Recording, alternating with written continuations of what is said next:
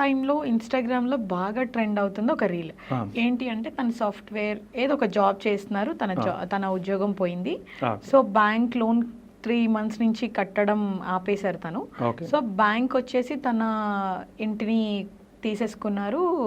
So ఆఖరికి తన చేతిలో ఒక 15 లక్షలు పెట్టేసి వాళ్ళు ఏదైతే ఇల్లు ఇచ్చారో మళ్ళీ వెనక్కి తీసేసుకున్నారు అని చెప్పేసి మనకి సోషల్ మీడియాలో చాలా వైరల్ అవుతుంది గత 1 or 2 months నుంచి. సో అలాంటి పరిస్థితిలో మనం ఏం చేయాలి?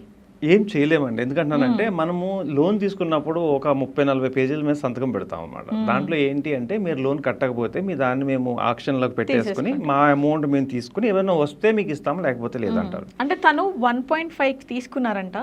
ఆప్షన్ జస్ట్ 90K వచ్చింది ఆప్షన్ లో. ఆ అబ్బాయి చేతికి సమ్ ఓనర్ ఎవరైతే ఉన్నారో ఆ అబ్బాయి చేతికి 10 నుంచి 20 లక్షలు మాత్రమే ఇచ్చారు. పాపం ఆయన డ్రీమ్స్ కానివ్వండి ఎన్నో అనుకుంటారు కదా, సో అవన్నీ కొలాప్స్ అయిపోయాయి అన్నట్లయితే మనం న్యూస్ విన్నాం. ఆ టైంలో ఒక రియల్ ఎస్టేట్ ఎక్స్పర్ట్ గా మీరేం చెప్తారు, ఏం చేయాలి? డన్, వెరీ గుడ్ క్వశ్చన్ అండి. మ్యాథ్ తెలిసి ఉండాలండి, మ్యాథమెటిక్స్ తెలిసి ఉండాలి. ఎందుకంటున్నానంటే ఎప్పుడన్నా ఈఎంఐలో 15 years కానీ 20 years కానీ పెట్టుకుంటే ఫస్ట్ 10 years ఇంట్రెస్ట్ రేట్ ఎక్కువ కడతాము, అసలు తక్కువ కడతాం. అంటే మనం ₹1,00,00,000 తీసుకుంటే ₹1,00,00,000 అయిపోతుంది సుమారుగా. 20 సంవత్సరాల్లో ₹1,00,00,000 కడతాం, ఇంట్రెస్టే కడతాం తెలియకుండా. ఫర్ ఎగ్జాంపుల్ అలాంటప్పుడు ఏమవుతుందంటే ఫస్ట్ ఏమో ఒక 70-80% ఇంట్రెస్ట్ తీసుకుంటారు, కొంచెం మాత్రమే ప్రిన్సిపల్ కలుపుతూ ఉంటారు దీనికి. సో అంటే ఫస్ట్ మీరు 5 years కష్టపడి కట్టినా కూడా ఈఎంఐస్ లోంచి అసలు చాలా తక్కువ పోతుంది. అంటే కనీసం లేదంటే 10 లక్షలు కూడా కట్టరు మీరు, అంటే ఎక్కువ ఇంట్రెస్టే కడుతుంటారు. ఎప్పటి నుంచి అసలు ఎక్కువ కట్ అవుతుంది అంటే ఆఫ్టర్ 10 years కానీ ఆఫ్టర్ 13 years కానీ అలా కట్ అవుతుంది. ఇలాంటి ఇష్యూస్ ఫ్యూచర్లో రాకూడదంటే ఒక పని చేయాలి. ల్యాండ్ ఏదైనా మనం ఫ్లాట్ తీసుకున్నప్పుడు దానికి ఒక ఎప్పుడైనా ఇష్యూ వచ్చినప్పుడు అంటే ఏదైనా కంప్లీట్ చాలా మంది సడన్ సర్ప్రైజ్లో ఏదైనా జరగవచ్చు. అలాంటి వాళ్ళు ఏదైనా జరిగితే ఎవరైతే కో అప్లికెంట్ ఉన్నారో వాళ్ళు కట్టాల్సి వస్తుంది. ఇలాంటి పరిస్థితుల్లో ఏం చేయాలంటే ఇన్సూరెన్స్ తీసుకున్నారనుకోండి, అప్పుడు ఏమవుతుందంటే ఏదైనా జరిగితే కో అప్లికెంట్కి ఇల్లు ఫ్రీగానే వస్తుంది. అంటే దాని యొక్క ఏదైతే అమౌంట్ ఉందో వాళ్ళు దాని నుంచి ఇన్సూరెన్స్ నుంచి క్లెయిమ్ చేసుకుంటారు. అంటే కొంచెం తక్కువ ప్రైసే దాంట్లో యాడ్ చేసేస్తారు, ఇప్పుడు ఈఎంఐలో యాడ్ చేస్తున్నారు. బట్ చాలా మంది నెగ్లెక్ట్ చేసేది ఏంటంటే ఒక 20-25 yearsలో ఏదైనా జరగవచ్చు కాబట్టి అలాంటివి తీసుకుంటే కొంచెం నెక్స్ట్ జనరేషన్ ఎవరైనా ఉంటే వాళ్ళు సేవ్ అవుతారు. ఒకటి. రెండోది ఏంటంటే ఒక లాజిక్ ఉంటుంది, 12 months ఉంటాయి కదా మనకి, 12 monthsకి 12 EMIs కట్ అవుతాయి. సో అలా కాకుండా ఒక 1 EMI ఎక్స్ట్రా కడితే అంటే 13 EMIs 12 monthsలో కట్టగలిగితే మీరు బిలీవ్ అన్నట్టు చాలా ఇంట్రెస్ట్ తగ్గిపోతుంది ఇక్కడ. రియల్లీ ఒక సపోజ్ మనం ₹1,00,00,000 ఇంట్రెస్ట్ కడుతున్న ప్లేస్లో 60 lakhs వచ్చేస్తుంది దానికి. అంటే మనకి తగ్గుతుంది అనమాట. అంటే ఒక ఈఎంఐ అంటే దీంట్లో కాంపౌండింగ్ వాల్యూ అంత ఉంటుంది. అంటే మనం చిన్నదే కదా అనుకుంటున్నాము, బట్ ఈ చిన్నదాన్ని 25 years ముందే కడుతున్నాం కాబట్టి మనకు వచ్చే ప్రాఫిట్ కూడా అలానే ఉంటుంది. అయితే దీంట్లో వీళ్ళ తప్పు అని మనం కేటగిరీ చేయలేము. బికాజ్ ఎందుకంటే వాళ్ళు ముందే ఇస్తారు, అంటే ఏ మంత్ ఎంత కట్ అవుతుంది, దాంట్లో ఇంట్రెస్ట్ ఎంత క్లియర్గా ఉంటుంది, అసలు ఎంత క్లియర్గా ఉంటుంది, ఎందుకు హైడ్ చేసేది ఏమీ లేదు. సో ఫస్ట్ అంతా ఇంట్రెస్టే పోతూ ఉంటుంది. సో కాబట్టి నేను చెప్పేది ఏంటి అంటే తలకు మించిన భారాన్ని పెట్టుకుని చాలామంది ఇబ్బంది పడుతున్నారండి. ఎందుకంటే ప్రెస్టేజ్కి పోయి మనము ఆ స్విమ్మింగ్ పూల్ వాడడం, ఆ క్లబ్ హౌస్లో వాడడం, ఇవన్నీ కూడా పే చేస్తాం. 10 లక్షలు పే చేస్తాం, 5 లక్షలు పే చేస్తాం. ఇవన్నీ కూడా మనకు వేస్టే. మన సంపాదన చాలా మంది తెలియదంటే చిన్న అమౌంట్లే అనుకుంటాం, కానీ ఎంత కష్టపడి సంపాదించుకుంటే ఒక పొజిషన్కి వస్తాం. బట్ 5 లక్షలే కదా, ఒక స్విమ్మింగ్ పూల్ ఎమ్యూనిటీస్ ఛార్జెస్ 5 లక్షలు. 5 లక్షలు అంటే ఒక ఎంప్లాయీ ఎన్నాళ్ళు కష్టపడాలి? ఇవన్నీ ఆలోచించాం. మనకి సింపుల్గా ఏంటంటే ఇల్లుని మాత్రమే చూసుకుంటాం. మనకి ఇచ్చే సైజు కూడా దాంట్లో కరెక్ట్గా అంత రాదు. 1750 అన్నారు అనుకోండి, ఫ్రీ ఏరియాస్ కామన్ ఏరియాస్ పోగా మనకు వచ్చేది 1150 1250 వస్తుంది.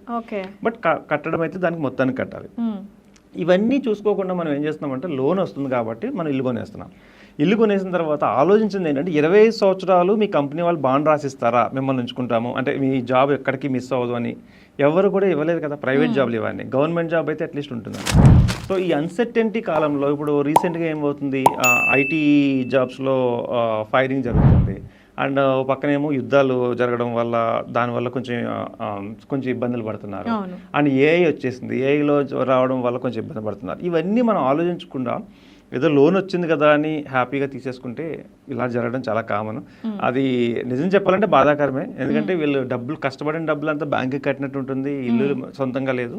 బట్ ఇప్పుడున్న రూల్స్లో నాకు కరెక్ట్గా తెలియదు కానీ ఒక 2 to 3 months కనుక కంటిన్యూస్గా కట్టకపోతే they have a right to hand over. Okay sir, ఇంకొక డౌట్ కూడా ఏంటి అని అంటే, ఇప్పుడు నేను ఈఎంఐ మీద హౌసింగ్ లోన్ తీసుకున్నాను, సో అపార్ట్మెంట్ ఏదో కొనుక్కున్నాను.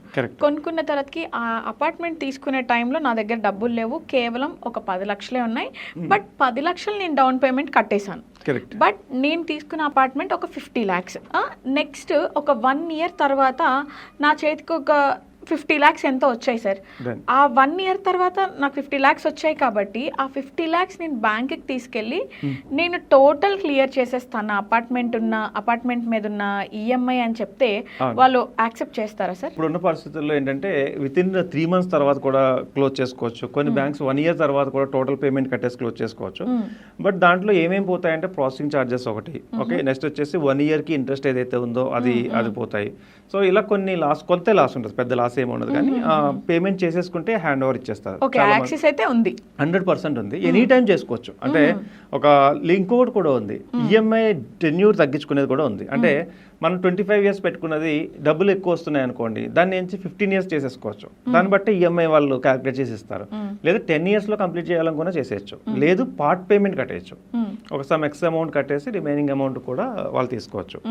సో నా ఒపీనియన్ ఏంటంటే మిడిల్ క్లాస్ పీపుల్ ఇలాంటి రిస్కుల్లోకి వెళ్ళే కంటే కూడా ఓపెన్ ప్లాట్స్ తీసి పెట్టుకుంటే రేపు ఫ్యూచర్లో వచ్చే ఇన్ఫ్లేషన్ ఏదైతే ఉందో దాన్ని తట్టుకోగలరు. అంటే ఏఐ వల్ల కానీ ఇంకొక పెద్ద ఏవైనా ఇష్యూస్ వచ్చినప్పుడు, లేదా కరోనా లాంటి పెద్ద ఇష్యూస్ వచ్చినప్పుడు కూడా కొంచెం ఓపిక్గా వెయిట్ చేయగలిగితే ల్యాండ్ ఎప్పుడు కూడా పెరుగుతూనే ఉంటుంది. ఎందుకంటే we can't create land. So దాన్ని జనాలు పెరుగుతున్నాం, పాపులేషన్ పెరిగిపోతుంది, కానీ ల్యాండ్ అనేది అంతే ఉంటుంది. సో ల్యాండ్కి ఉన్న వాల్యూ దేనికి ఉండదు. ఇప్పటికీ చాలా మంది తెలుసుకుంటున్నారు, బట్ మోర్ పీపుల్ తెలుసుకుంటే మాత్రం this is the best investment. ఫ్యూచర్లో చాలా మందిని మనం కోటీశ్వరులుగా చూస్తాం. సో ఇంకొకటి ఏంటి అంటే సార్, ఇప్పుడు మీరు డైరెక్ట్గా మనీ తీసుకొని వెళ్ళి ల్యాండ్ ఇన్వెస్ట్ చేయండి, అది బెస్ట్ ఇన్వెస్ట్మెంట్ ఆఫ్టర్ 10 years తర్వాత అని చెప్తున్నారు. చాలా మంది ఏం చేస్తారు అంటే స్టాక్ మార్కెట్స్లో కూడా రియల్ ఎస్టేట్ మీద ఇన్వెస్ట్ చేస్తూ ఉంటారు. ఒకవేళ అలా ఇన్వెస్ట్ చేసిన వాళ్ళు సమ్టైమ్స్ కొన్ని మిస్టేక్స్ చేస్తూ ఉంటారు. అలాంటి మిస్టేక్స్ చేయకుండా ఉండాలంటే ఏం చేయాలి? అసలు స్టాక్ మార్కెట్లో రియల్ ఎస్టేట్ మీద ఎలా ఇన్వెస్ట్ చేయాలి? సో అంటే 2 options చెప్తాను మీకు. Stock market versus real estate మాట్లాడుకుందాం. స్టాక్ మార్కెట్లో ఒక 50 లక్షలు మీ దగ్గర ఉంది, 50 లక్షలు తీసుకెళ్ళి స్టాక్ మార్కెట్లో పెట్టారు. సో అక్కడ ఒక థియరీ ఉంటుంది, ఇన్ని సంవత్సరాలు ఎంత వస్తుంది అనేది. Very good. అదే నేనేమంటున్నా అంటే మీ ఫ్రెండ్ ఎవరైనా ఒకళ్ళు ఇన్వెస్ట్మెంట్ 50 lakhs తీసుకొచ్చి ల్యాండ్ మీద పెట్టారు.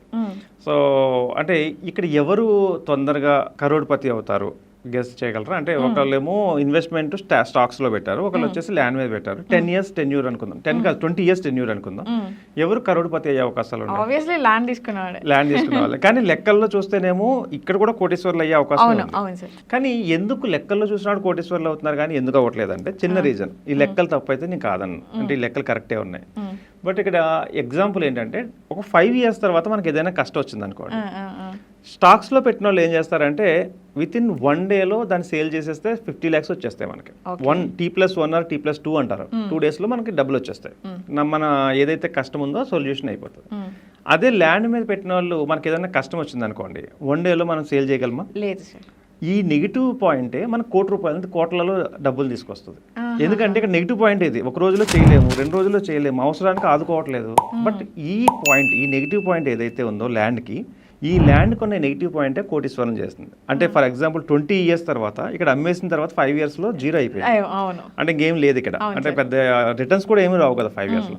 ఇక్కడ కష్టం వచ్చింది, మనం బేర్ చేయగలిగాము, బేర్ చేస్తాం, ఇంకో ఆప్షన్ లేదు మనకి. అది లేకపోతే ఏం చేస్తాం? 2వ ఆప్షన్ తీసుకుంటాం. కష్టాలు ఎప్పుడు కూడా కొన్నాళ్ళే ఉంటాయి, అవి కలకాలం ఉంటే మనం ఉండలేము.